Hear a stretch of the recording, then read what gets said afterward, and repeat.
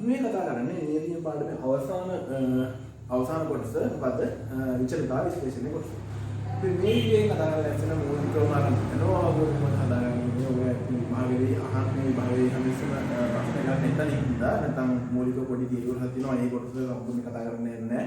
අනෝවෝ හදාගන්න කොහොමද කියන එක තමයි මම මේ වීඩියෝ එකේ කතා කරන්න ලෑස්තිලා ඉන්නේ. ඒතර අනෝවෝ කොහොමද කියන විචලතා විශ්ලේෂණයට අනෝවෝ ප්‍රශ්නේ මේ විශ්ලේෂණය ගැටලු විසඳන්න කොහොමද කියන එක මම මේ වීඩියෝ එකේ කතා කරන්න ලෑස්තිලා ඉන්නේ. හරි. මේ වීඩියෝ එකේ මම මුලින්ම කතා කරමු විචලතා විශ්ලේෂණය කියන්නේ මොකක්ද කියලා. මෙතනදී අපි බලන්නේ විචලතා විශ්ලේෂණය කියන පාඩම මේ නියති පාඩමට මේක යොමු කරලා තියෙන්නේ. අපි මේකෙන් බලාපොරොත්තු වෙන්නේ මේක ඇත්තටම මේකයි දෙය කරන්නේ. කියන්නේ විචලතා විශ්ලේෂණ පාඩමෙන් බලන්නේ විචලතා සමාන වද විචලතා සමාන ප්‍රමත සංගාන කිහිපයක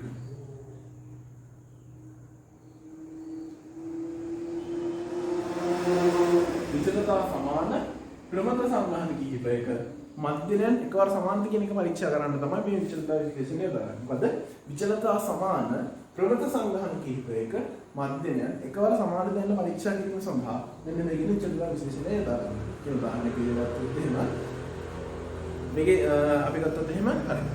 මම තෝරගන්නවා V විශේෂ 3. හරිද? V විශේෂ 3. හරි මම ඊළඟ භාෂාවෙන් කතා කරන්නේ ජෙනික් ප්‍රභේද කියලා මේකම අපි ලංකාවේ මේක ගෙනල්ලා මම ගාව දෙන V විශේෂ 3. මේ V විශේෂ 3 මම මොකද කරන්නේ? මම මේක ලියදි කිහිපයක පළවෙනි V විශේෂය ලියදි 5ක, දෙවෙනි විශේෂය ලියදි 5ක, තුන්වෙනි විශේෂය ලියදි 5ක. අන්න මේ විදිහට සමාන අවරාශියේ සමාන ඉඩකඩ යටතේ මේවා මම බල කරලා එකම විදිහට මම ඒගොල්ලන්ට දෙන්න දින තත්ත්වයෙන් දෙන්න. කියන පොහොර දෙද්දී හැමෝම එක වගේ. ජලයක් ඒ විදිහට. අවවත් ඒ විදිහට. ඒතර අන්න මේ විදිහට කියන තත්ත්වයෙන් සමාන තත්ත්වයෙන් නැත්නම් මේ මේ විශේෂ තුන එකම විදිහට අපි හිතවල බලලා එකකින් ලැබෙන පළදාව මම බලනවා. මට ලැබෙන පළදාව මේ V විශේෂය මත වෙනස් වෙනවා. කියන්නේ V විශේෂ තුනේම පළදාවන් සමානද නැත්නම් මේවා වෙනස් දෙන්නේ. අන්න ඒ වගේ සංගහන කිහිපයක මධ්‍යයන් එකවර සමානද නැත්නම් වෙනස්ද කියලා බලන්න හින්දා අපි මේක යොදා ගන්නවා විචලතා විශ්ලේෂණය. කොහොමද කමන්නේ? මෙතන කියන්නේ අපි කියනවා විචලතා සමාන ප්‍රමුඛ සංගහන කිහිපයක මධ්‍යයන් එකවර සමාන දැන් පරීක්ෂා කිරීම සඳහා විචලතා විශ්ලේෂණය යොදා ගන්නවා. මේ විචලතා විශ්ලේෂණයේදී මූලික වශයෙන් උපකල්පන තුනක් ඇතුළේ අපි මේක ගොඩනගන්නේ. උපකල්පන තුන තමයි අපි මේ සංගහන අපි තෝරගන්නා සංගහන අපි මේ තෝරගන්නා සංගහන මොකද ප්‍රමතයි කියන්නේ විචලතා සමාන ප්‍රමත සංගහන මේක තමයි පළවෙනි උපකල්පනය සංගහන ප්‍රමතයි කියන්නේ. අනිත් එක මේ අපි තෝරගන්න නියති තෝරගන්න සංගහනවල විචලතාව සමානයි කියන එක. අනිත් එක තමයි නියති එකකින් ස්වයංක්තයි කියන එක. මොකද වෙන්නේ පළවෙනි එක තමයි පළවෙනි එක නේ විචලතා මේ විචලතා විශ්ලේෂණය අපි යොදා ගන්න උපකල්පන තුන තමයි පළවෙනි එක ප්‍රමුඛ සංගහන ප්‍රමතයි.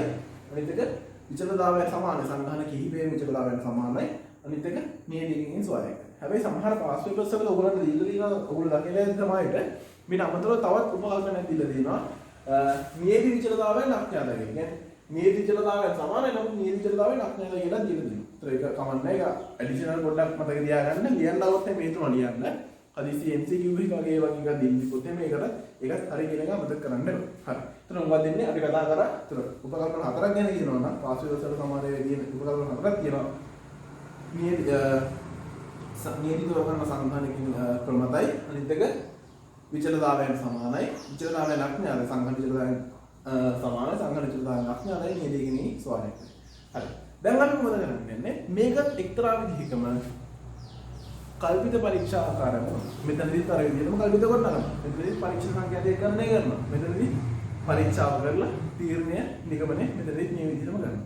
හැබැයි මේක කරලා විදිහ වෙනසයි විතරයි වෙනසක් තියෙන්නේ. හරි.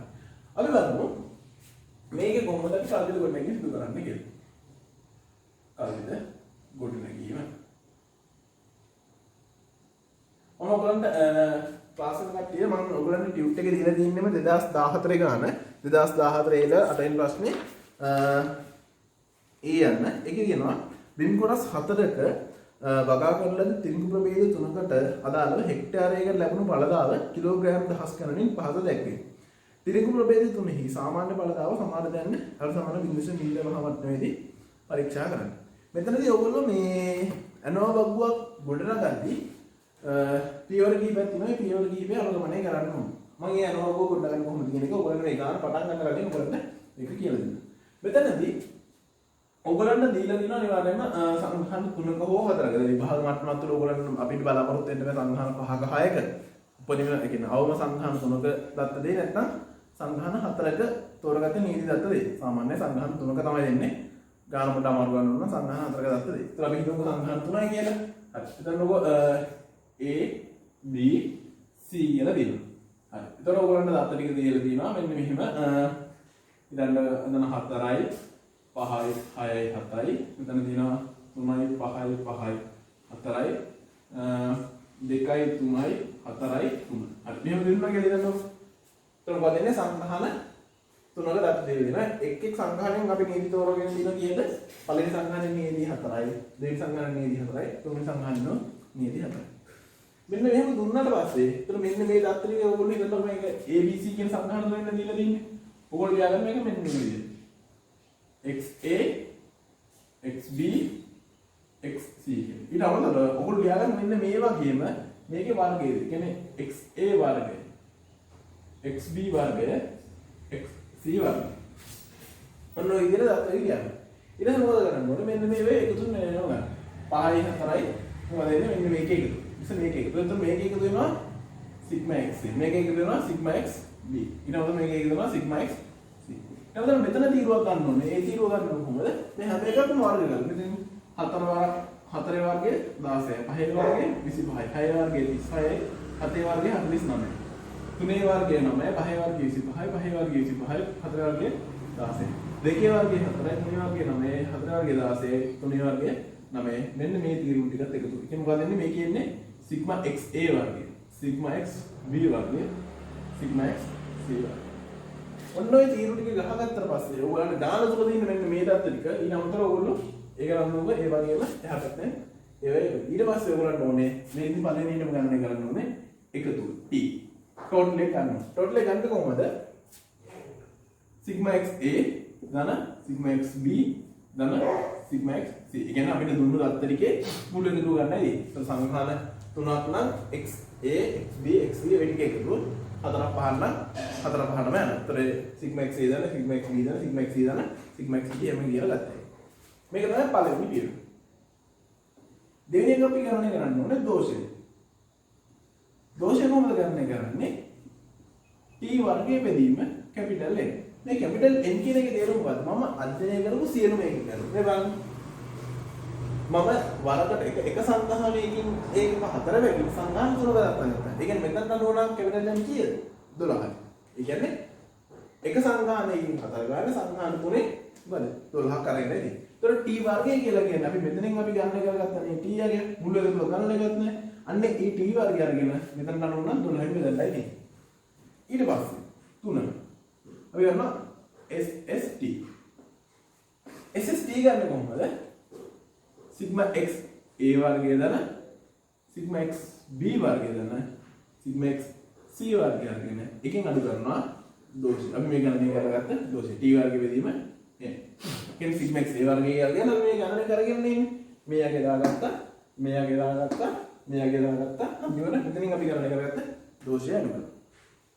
හතරෙනි පියවර. මේ පියවරේ අපි කරනවා SSC. හරි. එතකොට මෙන්න මේ SSC පියවරේ අපි මොකද කරන්නේ? අපි ගන්නවා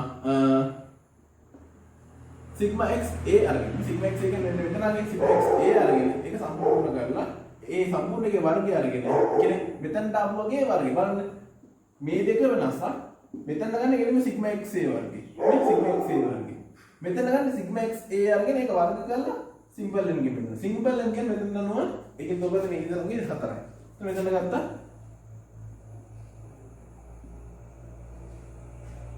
xb අරගෙන ඒක වර්ග කරලා පද ගන්න බැහැ xc අරන් ඒක වර්ග කරලා පද ගන්න බැහැ ඊට අඩු කරනවා දෝෂය අතර මොකද අපි SST ගත්තා SSC ගත්තා අන්තිමට අපි ගන්නවා පස්සේ පියවර දෝෂය ගන්න. SSE හොයනවා. ඒ කියන්නේ SST එකෙන් අපි අඩු කරනවා SSC. තුන වල ලැබෙනවා SS. එතන අපිට බලමු මේ දත්ත ටික හරි. ඒ විදිහට තමයි ගණනය කරන්නේ. හරි. දැන් මේ ටික අපි ගණනය කරගත්තා පස්සේ දැන් මෙතන සංඛ්‍යාත්මක අගයන් ටික ඕනට ලැබිලා තියෙනවා. ඊට පස්සේ ඕගොල්ලෝ ගොඩනගා ගන්නවා ANOVA වගේ. ANOVA වගේ. ANOVA මොකක්ද කියන්නේ? ඉතින් නියලි අතර මෙන්න විචලන තත්ත්වය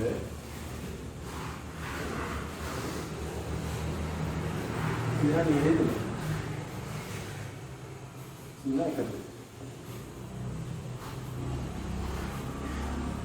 ඉතින් වර්ගවල එකතුව එතන යනවා මධ්‍යන සුත්‍රාංකය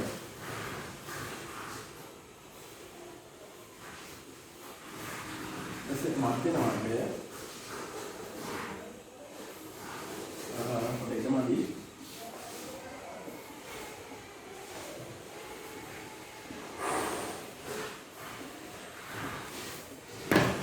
සිගන්නා එක්ක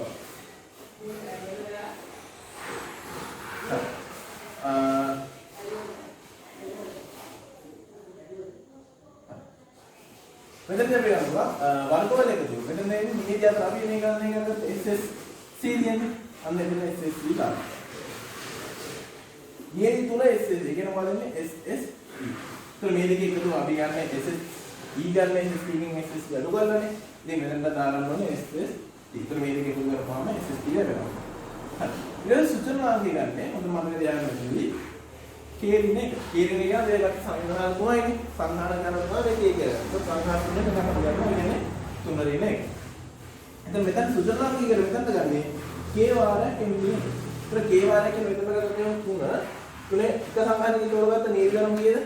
4යිනේ. ඒතර 3 වාරයක් 4 රින එක. දැන් මෙතන නෝනා කියන්නේ 3 වාරයක් 4 රින එක කියන්නේ 3 වාරක් 3. 3 වාරක් 3 මෙතනට 9යි.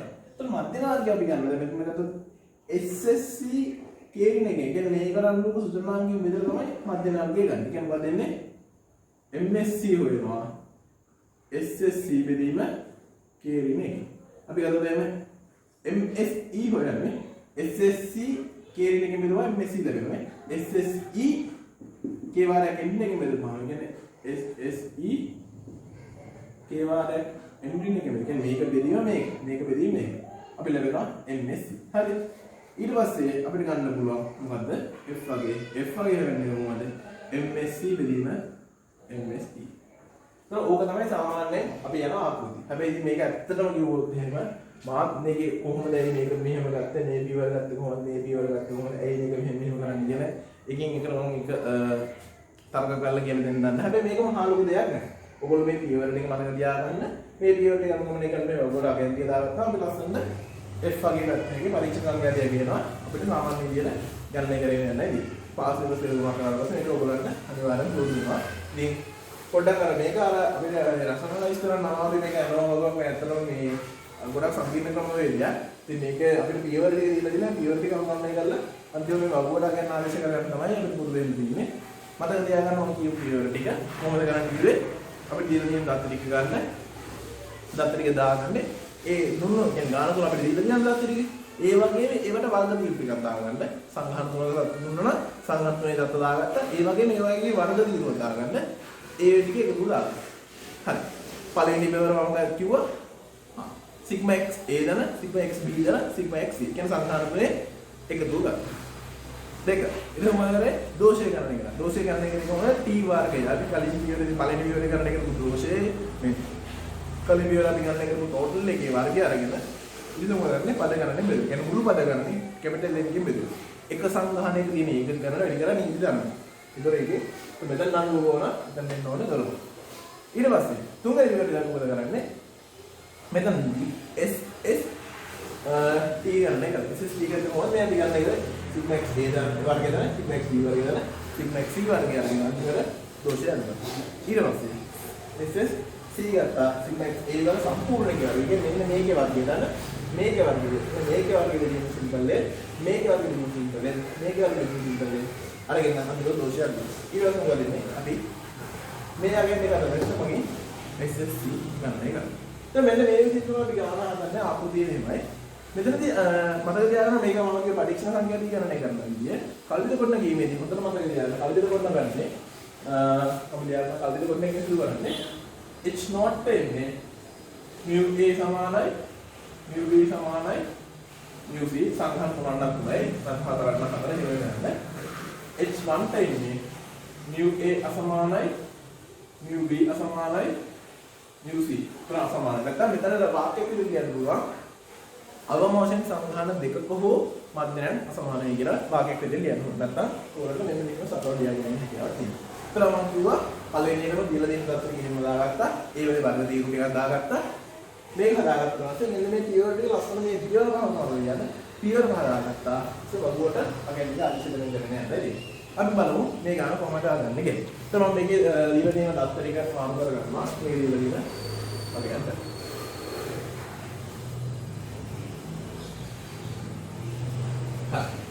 මෙතන තියෙනවා මොකද වෙන්නේ? දින කොටස් හතරක වගා කරන ලද තිරිඟු ප්‍රභේද තුනකට අදාළ හෙක්ටාරයක දක්වන පළදාව කිලෝග්‍රෑම් දහස් ගණනේ පහත දැක්වේ. හරි. ගාන කොට තේරුම් ගමු. මේ බලන්න.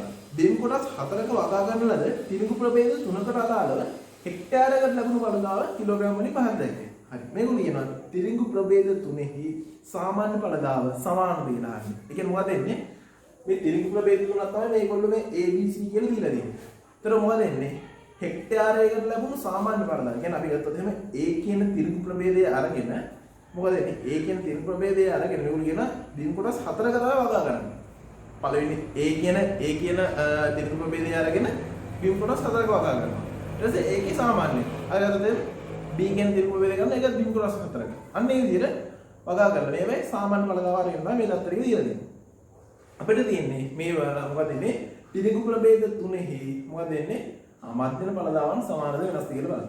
තනි කරම අපිට විචලන විශ්ලේෂණය කරන්න ඉදු කරන්න තියෙන්නේ. මෙතන තියෙන අපිට දෙනවා A දත්ත ටිකට අදාළ දත්ත ටික දාගන්න දෙනවා 6 7 3 8 ඊට තියෙනවා 5 5 3 7 ඊට තියෙනවා 5 4 3 7 අපිට දෙන්නේ සම්බන්ධ මට්ටම බින්දේශන 0.5 යටතේ කරන්නේ පරීක්ෂා කරන්නේ බින්දේශන 0. තොර කල්පිත කොටකින් සිදු කරා දැන් මේ පරීක්ෂා සංඛ්‍යා දෙක ගණනය කරන්න දෙදී. හරි. එතන මම කිව්වා මේ සාමාන්‍ය ගණන හදද්දිම සාමාන්‍ය ගණන හදන්නේ කොටම මොකද ගන්නේ මෙන්න මේ දැන් ඔයගොල්ලෝ ගණන හදනවා. හරි. මේ දත් දෙක ලියාගත්ත ඔයගොල්ලන්ගේ උත්තර පත්‍රය. ඒකම වර්ග දීප ටික දාගන්න. ඒ කියන්නේ 36යි 49යි 9යි 64යි. පහේ වර්ගේ 25යි 25යි තුනේ වර්ගේ 9යි හතේ වර්ගේ 49යි. පහේ වර්ගයේ 25යි, හතරේ වර්ගයේ 16යි, තුනේ වර්ගයේ 9යි, හතරේ වර්ගයේ 10යි. එතන මෙන්න මේ ටික එකතු කරන්න නේද? 6 7 13යි 13යි 3යි 16යි 16යි 8යි 24යි. අපි අතට 5යි 5යි 10යි 10යි 3යි 13යි 13යි 7යි 20යි. 5යි 4යි 9යි 9යි 3යි 12යි 12යි 4යි 16යි. ඊට මේක එකතු කරොත් එහෙම හරියටම ඉන්නේ 36 දන 49 දන 9 දන 64 158යි එදිනා 25 50යි 50 දන 59යි දන 49 108යි දෙසියනා 25 දන 16 දන 9 දන 16 60යි. උනේ 158යි 108යි 66යි. හරි. ඊට පස්සේ අපිට කරන්න දෙන්නේ මොකද්ද? ඊට පස්සේ අපි ගණනය කරගන්න ඕනේ මුළු එක ටෝටල් එක. ඒ කියන්නේ කොහොමද? සිග්මා x a දන, සිග්මා x b දන, සිග්මා x c. ඒ කියන්නේ කීයද? 24 දන, 24 දන, මේ සිග්මා x a දන, සිග්මා x b දන, සිග්මා x c. 24 දන, 20 දන, 16. तर අපිට එනවා 24යි 16යි අපි එකතු කරුවා අපිට ලැබෙනවා 40යි 40යි 20යි 60යි. ටෝටල් එක 60යි. ඊට පස්සේ t වර්ගය කියන්නේ කීයද? 60 වර්ගය කියන්නේ 60 වරක් 60. බෙදීම කැපිටල් එක කියන්නේ මුළු නියම නියදිය ගන්න. බලන්න. එක නියදිය කරාම කියන්නේ එක සංගහනයකින් අපි නියදි 4යි. ඒ වගේ සංගහන තුනකින් නම් 4 3 12. අපි ඒක හිම දාගමු 4 වරක් 3. අපි ගන්න දෙන්නේ 60 වරක් 60 වරක් 60 බෙදීම 12. 12 වරක් 1යි 12 වරක් 5යි. හරි. ලැබෙනවා 300 කියලා එනවා. හරි.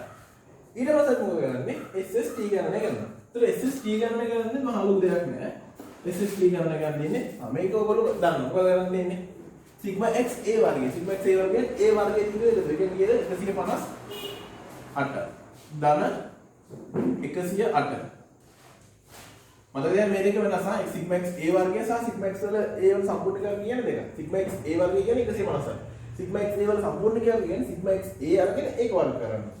මෙතන සිග්මා x c ඉන්නේ කීයද 66.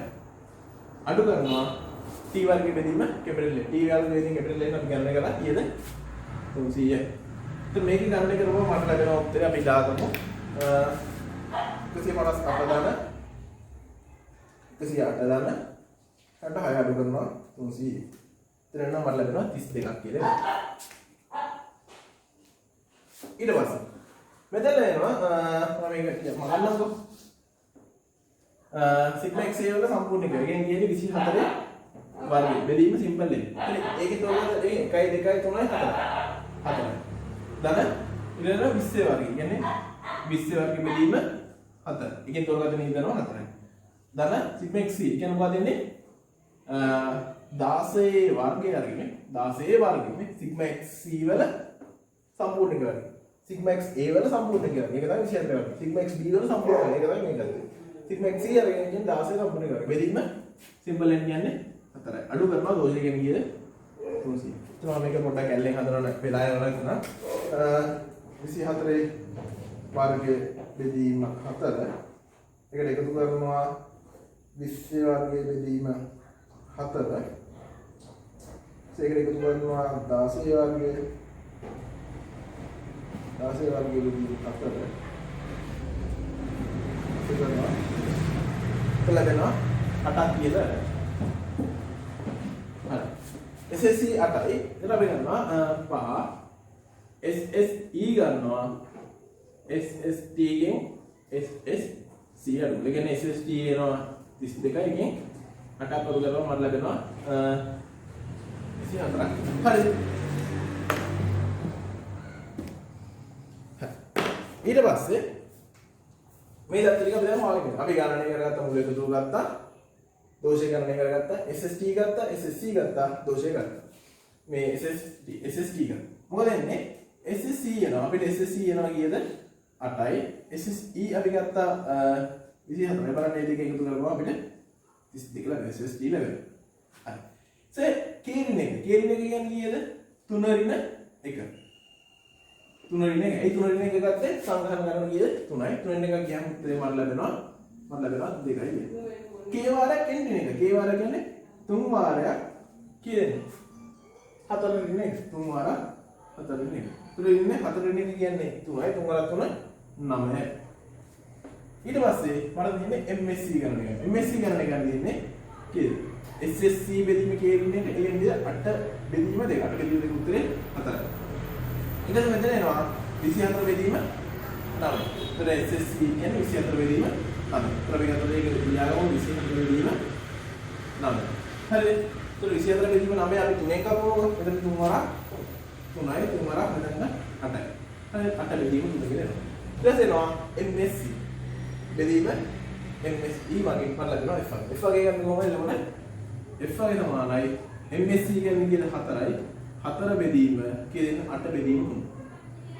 කොහොමදන්නේ 4 බෙදීම වැඩි කිරීම වල දුරට මාරු වෙනවා. ඒකට වෙනවා 4ක් එකයි 4ක් 2යි දෙනවා 1.5යි කියලා. මෙන්න මේ විදිහට අපිට ගණනය කරගන්න පුළුවන්. මොකදන්නේ පරීක්ෂණ කියන්නේ F වගේ මෙන්න මේ විදිහට ගණනය. හැබැයි මේක පොඩ්ඩක් මම දන්න මේක තරකානුකූල නැහැ. මේ ඔයගොල්ලෝ මේ අනිත් ප්‍රශ්න සාකච්ඡා කරා වගේ අර තර්ක කළා මේක ගත්තා මේ නිසා මෙන්න මේක ගත්තා මේ නිසා එහෙම නැහැ.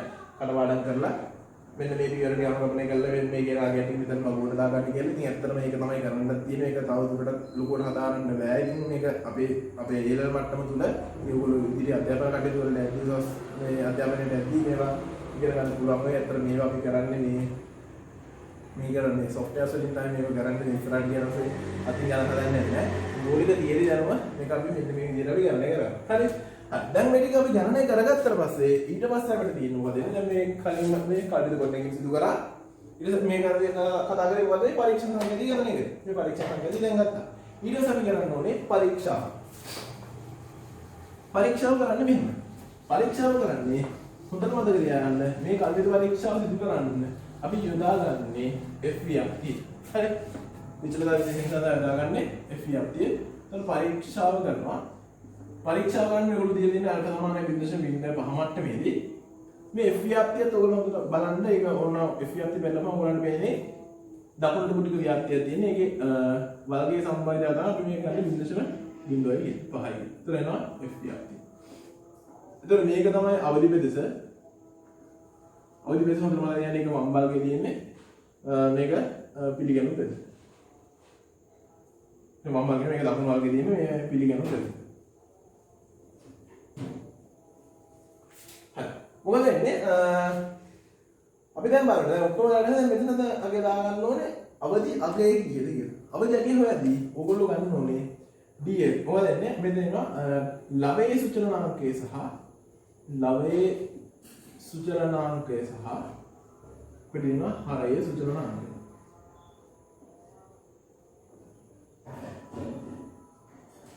අපි ලවයේ සුචලනාංකය සහ හරයේ සුචලනාංකය කියන සුචලනාංක දෙකක් ගණනය කරන්න දෙනවා. ලවයේ සුචලනාංකය කියලා ගත්ත උනම තමයි මම කියන්නේ කටපාඩමනේ මම කියන්නේ ලවයේ ළමයා ඉන්නවා දැන් මේ කරන මේක හරකයි ළමයා කියලා හරකා මෙහෙම ඉන්නවා නම් හරි ඔන්න හරකා ඔන්න හරකා උඩ තමයි ළමයා ඉන්නේ. එතකොට මොකද වෙන්නේ? හරකා උඩ ළමයා. එතකොට ළමයා තමයි උඩ ඉන්නේ. එතකොට මේවා ලවයේ සුචලනාංකය කියලා ගන්න. මේ සුචලනාංක අපි ගණනය කරන්නේ. ලවයේ සුචලනාංකය කියන්නේ දෙක. අපි මේක ගණනය කරලාමයි එන්නේ. හරේ සුචලනාංකය. හරි. හරේ ලවයේ පොඩි කාරණේ ඕල කාලේ ඉන්නේ නැත්නම් මම මාඩම් කරගත්තා එහෙම. හරකා උඩ ළමයා. එහෙනම් හරකා පල්ලේ ඉන්නේ. ළමයා තමයි උඩ ඉන්නේ. එතකොට මොකද වෙන්නේ? එතකොට පල්ලේ තමයි හරේ. එතකොට හරේ මොකද වෙන්නේ? හරේ ඉන්නේ කියන ළමයා. හරේ සුචලනාංකය ඉන්නේ ළමයා. කියන අපි ගත්තොත් එහෙම ලවයේ සුචලනාංකය ගන්න කොහොමද? K ඍණ 1. ඒක තමයි අපි ගන්න ගණනය කරලා ඒකෙන් ගියද 3 ඍණ 1 උත්තරේ එන්නේ 2යි.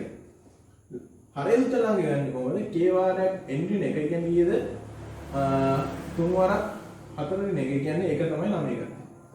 ඊට පස්සේ ඔයගලන්ට දෙන්නේ අපිට දීලා තියෙන සම්පාදන මට්ටම 0.05ට දාලා වෙනම FVFTයක් තියෙනවා. ඒ වෙනම FVFTයට ගිහින් ඉවරලා මම කියවන ළමයා තමයි උඩින් ඉන්නේ. ඉතින් වගුපොතට යන්න වගුපොතේ තියෙනවා මේවා ලොකු වගුව. හරිද? ඒ ලොකු වගුවේ මේක 0.05 වගුව තෝරගන්න. 0.05ට දාලා වෙනම FVFTයක් තියෙනවා.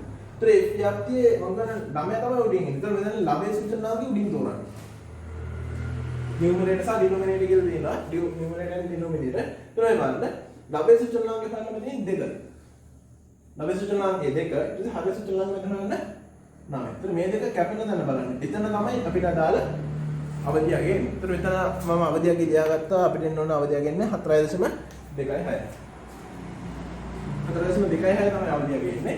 ඊට පස්සේ බලන්න දැන් ඔක්කොම ටික දැන් දාගත්තා. අපි හොයාගත්ත බලන්න පරීක්ෂා සංඛ්‍යාව දෙකකින් කොහෙද පිළිගැනුම් පෙදෙසේ. ඉතින් ඔයගොල්ලන්ට මේක සරලව මෙතන දාගන්න බැහැ. ඒතර අපි හොයාගත්තේ මෙන්න මේ කියන අවධි අගය ගත්තදී අර කරලා කලින් පියවරවලදී අපි කලින් අවස්ථාවන්වලදී අපි අවධි අගය දාගත්තේ සරලව වගුවතෙන් බලලා එකයි සුචලනාංකය ගණනය කරන්නේ. මෙතන සුචලනාංක දෙකක් මත තමයි FVFT අගය අපි තෝරන්නේ. ඒතර FVFT තීරණය වෙන්නේ ලවයේ සුචලනාංකය සහ හරේ සුචලනාංකය සංඛ්‍යාව වෙන දෙකම පදනම් කරගෙන. ඒතර මොකද කරන්නේ? ලවයේ සුචලනාංකය අපි ගත්ත K ඍණ 1 ගත්ත මෙතනින්. හරේ සුචලනාංකය ගත්තේ K වාරයක් ඍණ 1 ගත්තේ පල්ලෙහා. අන්න ඒ විදිහට දාලා 4.2 කියලා දාගත්තා. ඊට පස්සේ පරීක්ෂා සංඛ්‍යාව දාගත්තාම ඒක දින් කොයිද පිළිගනු පෙදෙස. ඉතින් විවරණය කරන විදිහ වෙනසක් වෙන්නේ අපි ලියනවා තීරණය පරීක්ෂණ සංඛ්‍යාතිය පිළිගනු පෙදෙසේ තියෙන හින්දා පරීක්ෂණ සංඛ්‍යාතිය පිළිගනු පෙදෙසේ පවතින වෙමි H not ප්‍රතික්ෂේප නොකරයි. පරීක්ෂණ සංඛ්‍යාතිය පිළිගනු පෙදෙසේ පවතින නිසා H not ප්‍රතික්ෂේප නොකරයි කියලා අපිට ඉවර කරන්න. ඒක තමයි තීරණය. නිගමනයේ කියන්නේ බලන්න ඒක කියන්නේ මොකද?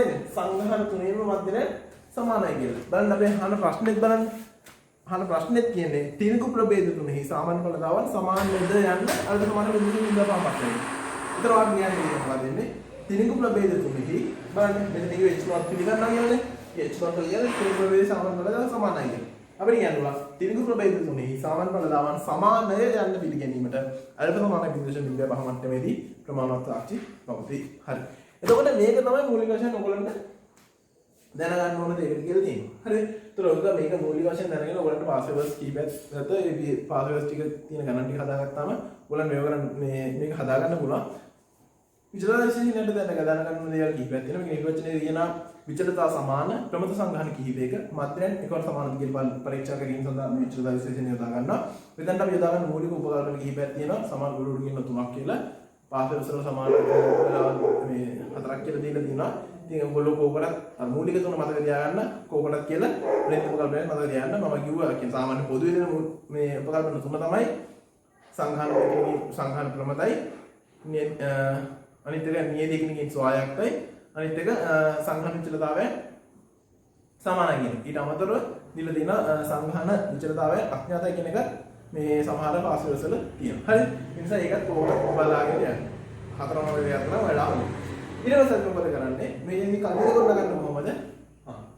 h0 සමාන mu එක සමාන mu a සමාන mu b සමාන mu c අනිත් එක අවබෝධයෙන් සංඛාන දෙකකට සමාන කියලා හිතාම හෝ නැත්නම් මෙතනදී අසමාන ලකුණු කියලා.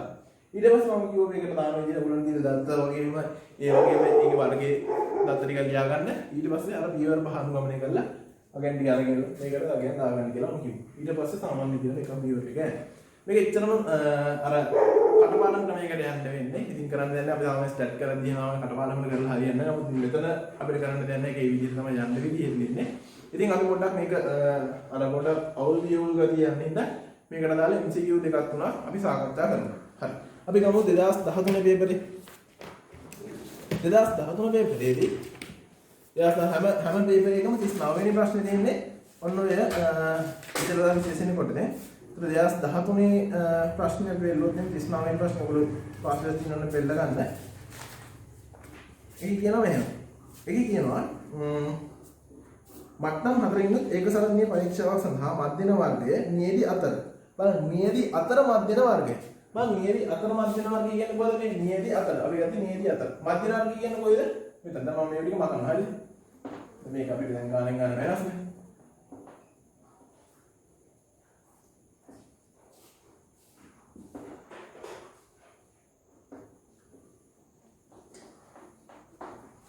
නියැදි අතර මධ්‍යන කීරෙන්නේ හරිද? නියැදි අතර මධ්‍යන වර්ගය කීයද? මේගොල්ලෝ කියලා දෙනවා නියැදි අතර මධ්‍යන වර්ගය මධ්‍යන වර්ගයේ නියැදි අතර 25යි. මේක 25යිලු. ඊට පස්සේ තියෙනවා මධ්‍යන වර්ගයේ නියැදි තුල මේක 10යි. හරි. ඊට පස්සේ තියෙනවා n1 සමානයි n2 සමානයි n3 සමානයි n4. ඒ කියන්නේ මොකද? මේගොල්ලෝ නියැදි 4ක් අරන් තියෙනවා. එතන නියැදි 4ක් ගන්න ඇයි ඒ? නියැදි 4ක් ගන්නේ සංඝාන 4ක් තියෙන නිසා. ඉතින් සංඝාන 4කින් තමයි මේගොල්ලෝ මේ පරීක්ෂාව කරන්න දෙන්නේ. සංඝාන 4ක් පිළිබඳව. ඒක තමයි මෙතන n1 සමානයි n2 සමානයි n3 සමානයි n4 කියලා අරන් තියෙන්නේ. ඒකට සංඝාන ගණන 4. කියන්නේ k කීයද? 4යි. ඒතර k කීයද 4යි කියන්නේ මෙතන 4 රින 1 ඉගෙන ගන්න 3 ඉගෙන ගත්තා. හරි. n1 සමානයි n2 සමානයි n3 සමානයි n4 නියැදි 4ක් කරන් තියෙනවා. නියැදි 4ම සමානයි කීයද? 8ට. හරි. ඒ කියන්නේ නියැදි ධර්ම කීයද? 8යි. ඒ කියන්නේ k වාරයක් n කියලා කිව්වා අපිට ගත්ත හැකි 4 වාරක් 8 රින 1. හරි නේද? 4 වාරක් 8 රින කියන්නේ 4 වාරක් මෙතන සංඝාන ගන්න 4යි. නියැදි ධර්ම 8යි. 8 රින කියන්නේ 7යි. 4 වාරක් 7 එතන බෙදාගත්ත හැකි 28යි කියලා ගත්තා. හරි. ඊළඟට බලමු අපෙන් අහනවා මුළු වර්ග වල අයිතිය. මේකට වර්ග වල අයිතිය. වර්ග වල අයිතිය. අපි අහන මුළු වර්ග වල අයිතිය. SST කියලා යන්නේ. ඉතින් අපිට පුළුවන් අපි දන්නවානේ SSC බෙදීම කියන එක තමයි වෙන්නේ මේක. මෙතන තියනාගේ මෙතන යාගේ බෙදුවහම 25 ලැබෙනවා. එහෙනම් අපි මෙතනගේ හොයන්න මොකද අපි කරන්න ඕනේ? මේ යාගේ මේකෙන් මෙතන මේක ලැබෙනවා නම් එහෙනම් 25 වැඩි කිරීම 3 තමයි මෙතනගේ. ඒක 25 වැඩි කිරීම 3 මට ලැබෙනවා 75යි. එහෙනම් මේ යාගේ බෙදීම මේ යාගේ තමයි කීය දෙන්නේ 10. එහෙනම් මේ යාගෙන් දෙන ගුණ කරලා මට SSC ලැබෙනවා කිය 10 වරක් 28 280යි. ඒතර 280 75 අපි කරපුවා මට ලැබෙනවා 355 කියලා. ඒතර 355 උත්තරේ දෙනවා එකේ උත්තරේ බෙලේ ලියලා අපිට ගන්න. ඒතර දෙක ගැන උත්තරේට ගන්න ඕනේ. අපි ඉක්මනට 2014ටත් යමු. 2014 39 වෙනි MCQ එක බලන්න.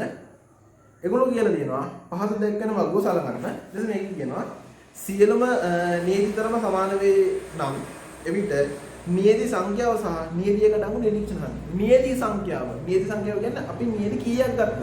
සංඝාන ගණන තමයි අහන්නේ. සංඝාන 4යි නම් නියති සංඛ්‍යාව 4යි. සංඝාන 3යි නම් නියති සංඛ්‍යාව 3යි. සංඝාන 5යි නම් නියති සංඛ්‍යාව 5යි. හරි. සියලුම නියති තරම් සමාන වෙන්න. කියන්නේ පළවෙනි නියති, දෙවෙනි නියති, තුන්වෙනි නියති, හතරවෙනි නියති කියන්නේ නියති. නියති කීයද ගත්තේ? හැම සංඝානයකින්ම ගන්නාලද නියති තරම් ටික සමානයි. අපි අහනවා නියති සංඛ්‍යාව සහ නියතියකට අනුව නිරීක්ෂණ සංඛ්‍යාව. ඒතර මේගොල්ලෝ දීලා තියෙන දත්තවල බලන්න සුචලනාංකය මෙතන තියෙන 4. හරිද?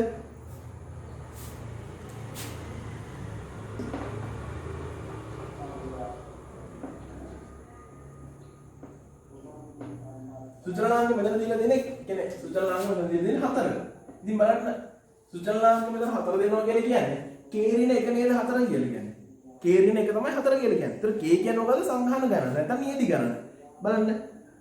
අපි කියනවා මෙතන තියෙන ඔයගොල්ලෝ ගත්තොත් එහෙනම් නියති අතර සුචලනාංකය කියලා තියෙන 4යි කියලා. එහෙනම් 4 කියන්නේ මොකද? කේරින එක තමයි 4යි කියලා කියන්නේ. ඒතර මේ කේරින එක සමානයි 4යි. එහෙනම් K සමානයි කියන්නේ 4 දාන එක සංඝාන ගණන නැත්නම් නියති ගණන 5යි. ඊට පස්සේ දෙනවා බලන්න K වාර එන්ට්‍රි එක තමයි 40.